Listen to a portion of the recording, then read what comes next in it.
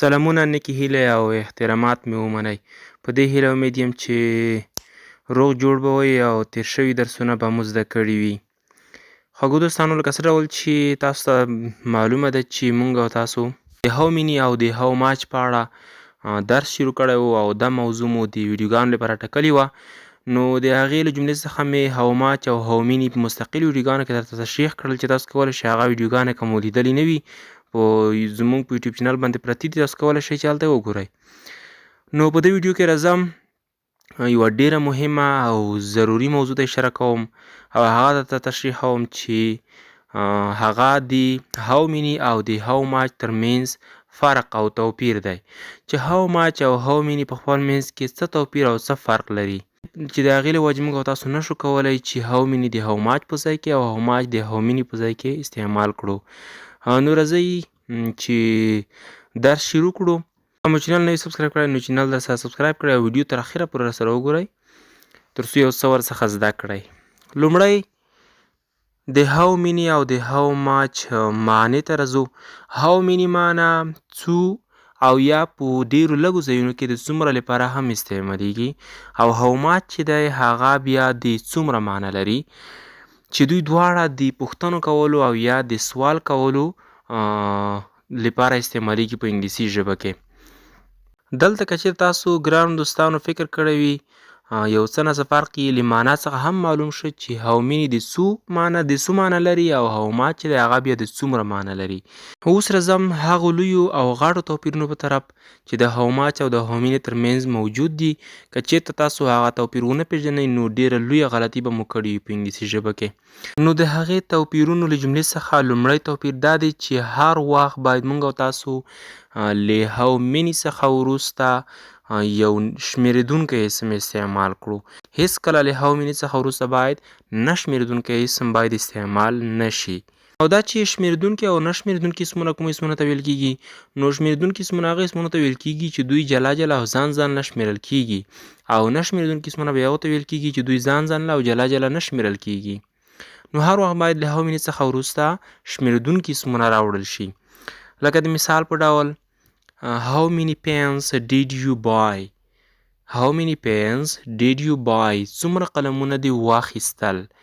دغه ځای کې که تاسو فکر وکړئ پنس چې دی هغه یو شمیرېدونکی اسم دی.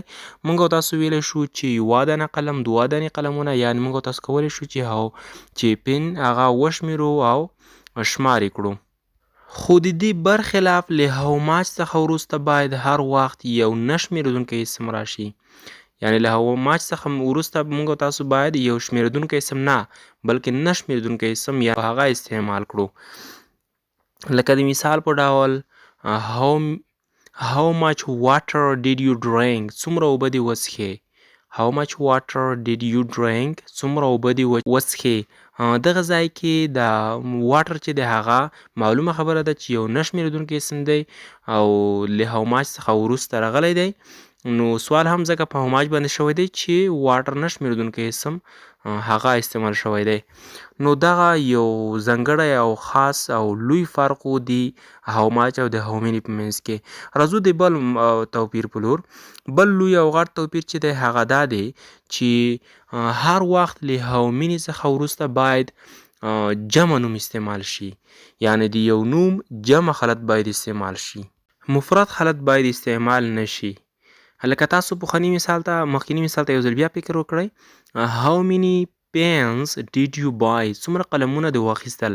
دلته د پینس چې دی هغه پینس استعمال شوی دی. تاسو به داسې نه وایئ چې how many pen، یو قلم به نه وایئ بلکې پینس به وایئ تاسو، ځکه چې دا جمع حالت دی او هر وخت باید له هاو میني څخه وروسته جمع حالت استعمال شي. او د هاو ماچ څخه وروسته موږ او تاسو باید هغه یو نه شمیرېدونکی اسم استعمال کړو چې هغه خو کوم جمع او یا مفرد حالت لري نه.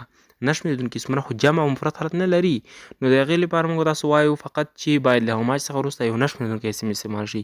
لکه اوبه، اوس اوبه یا چای او یا هوا، دغه چې دي یو نه شمیرېدونکي اسمونه دي او موږ تاسو نشو کولی چې د هغې جمع او مفرد پیدا کړو. نو د ویډیو او د درس خلاصه او مهم ټکي دا دي چې هر وخت له هاو مینی څخه وروسته باید موږ او تاسو شمېرېدونکی اسم استعمال کړو. هاو ماچ څخه وروسته باید موږ او تاسو نه شمېرېدونکی اسم استعمال کړو. او دوهم فرق چې دی هغه دا دی چې له هاو مینی څخه وروسته باید موږ او تاسو جمع حالت استعمال کړو د یو اسم، او له هاو ماچ څخه وروسته باید هماغه نه شمېرېدونکی اسم استعمال کړو چې هغه خو جمع مفرد حالت لري نه. د هاو ماچ او د هاو مینی د فرق او توپیر په اړه یو څه مهم او ضروري معلومات چې تاسو ته مې در وړاندې کړل. امید لرم چې ویډیو مو خوښه شوې وي او یو څه مو ترې زده شوي وي. نو ویډیو در سره لایک کړئ او د نورو دوستانو سره یې هم شیر کړئ او چینل هم در سره سبسکرایب کړئ. بیا چې تاسو حضور ته حاضرېږم تر هغې ماته اجازه راکړئ او ډېره مننه چې ویډیو مو تر دغه ځایه سره وکتل. الله مو مل شه.